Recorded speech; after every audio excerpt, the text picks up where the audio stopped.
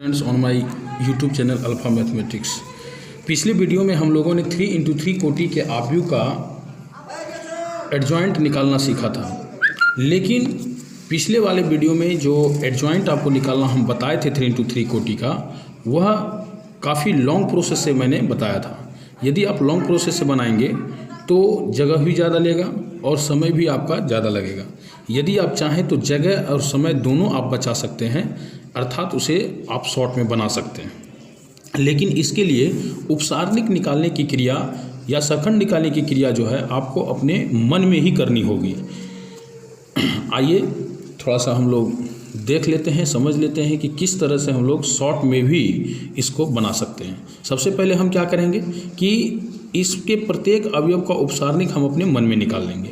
उपसारणिक निकालने के बाद उसे यदि वो पहले पंक्ति पहले रो में है तो प्लस से, पहले पंक्ति दूसरे रो में है तो माइनस से, पहले पंक्ति तीसरे रो में है तो प्लस से, दूसरे रो पहले पंक्ति में है तो माइनस से, दूसरे रो दूसरे पंक्ति में है तो प्लस से, दूसरे रो तीसरे कॉलम में है तो माइनस से, तीसरे रो पहले कॉलम में है तो प्लस से, तीसरे रो दूसरे कॉलम में है तो माइनस से, और तीसरे रो तीसरे कॉलम में है तो प्लस से। जब गुना कर देंगे तो वह सखंड प्राप्त हो जाएगा। और उन सखंडों को एडजॉइंट निकालने के लिए हम रो वाले अवयवों का जो सखंड निकालेंगे उसे पहले कॉलम में, पहले रो के अवयवों के सखंड को पहले कॉलम में, दूसरे रो के अवयवों के सखंड को दूसरे कॉलम में, और तीसरे रो के अवयवों के सखंड को तीसरे कॉलम में रख देंगे।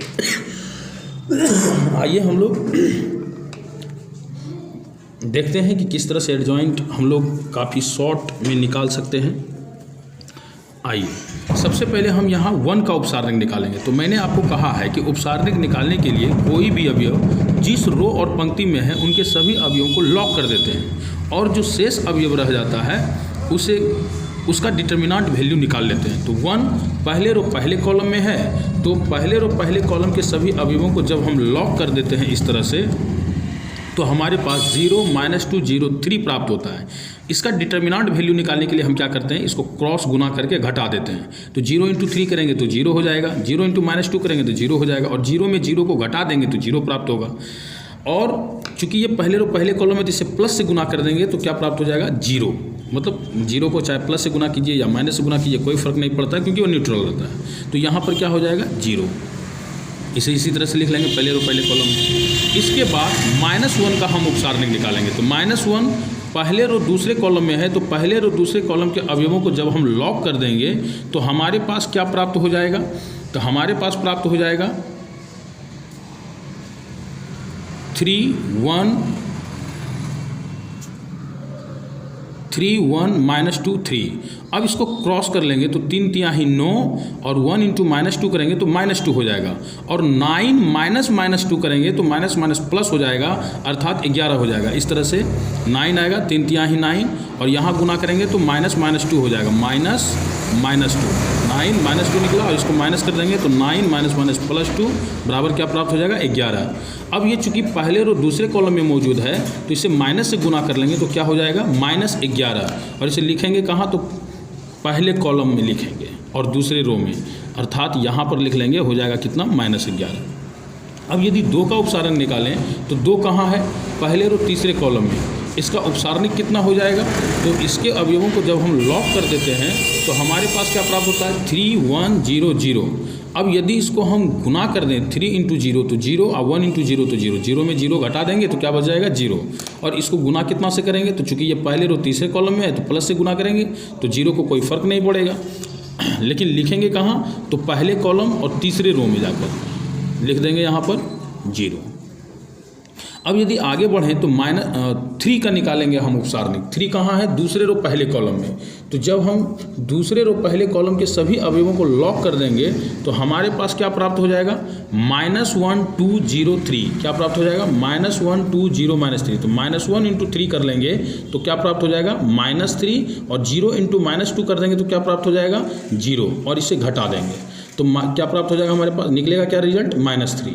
और इसको गुना कितना से करेंगे, तो चूंकि ये दूसरे रो पहले कॉलम में है तो माइनस से गुना कर देंगे, क्या हो जाएगा, प्लस, और इसे लिखेंगे कहाँ, प्लस में 3 हो जाएगा, लिखेंगे कहाँ, दूसरे रो पहले रो और दूसरे कॉलम में, यहाँ लिख लेंगे। फिर आगे बढ़ें तो जीरो का हम निकाल लेंगे, तो जीरो कहाँ है, दूसरे रो दूसरे कॉलम में। तो इसका उपसारण निकालने के लिए इसके सारे अवयवों को यदि हम ढक दें तो हमारे पास क्या प्राप्त हो जाएगा, हमारे पास प्राप्त हो जाएगा 1 1 3 1 2। अब 1 इंटू 3 करेंगे तो कितना हो जाएगा 3, और 1 इंटू 2 करेंगे तो कितना हो जाएगा 2, और इसको घटा देंगे तो कितना प्राप्त हो जाएगा +1। अब इसको गुना किससे करेंगे, क्योंकि दूसरे और दूसरे कॉलम में इसलिए प्लस से गुना होगा तो हो जाएगा कितना +1 ही होगा। इसको लिख लेंगे कहाँ, तो दूसरे रो और दूसरे कॉलम में यहाँ पर लिख लेंगे +1। इसी प्रकार से जब हम -2 का निकालेंगे तो -2 कहाँ है, दूसरे रो तीसरे कॉलम में। यदि इनके सभी अवयवों को ढक दें तो हमारे पास बचेगा क्या, हमारे पास बच जाएगा 1 -1 1 0। अब 1 इंटू 0 करेंगे तो क्या प्राप्त हो जाएगा 0, और 1 इंटू -1 कर देंगे तो क्या प्राप्त हो जाएगा -1, और इसको हम घटा लेंगे तो बराबर क्या प्राप्त हो जाएगा +1। अब ये +1 को हम कितना से गुना कर देंगे, तो माइनस से। जब माइनस से गुना करेंगे तो -1 हो जाएगा, और इसको लिखेंगे कहाँ, तो तीसरे रो और दूसरे कॉलम में।